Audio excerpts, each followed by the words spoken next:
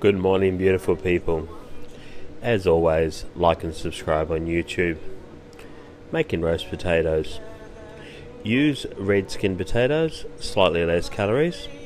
Cut them into halves, quarters, thirds, depending on the size.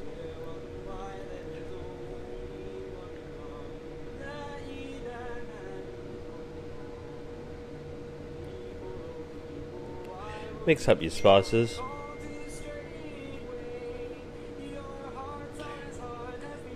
Then toss the potatoes in the spice.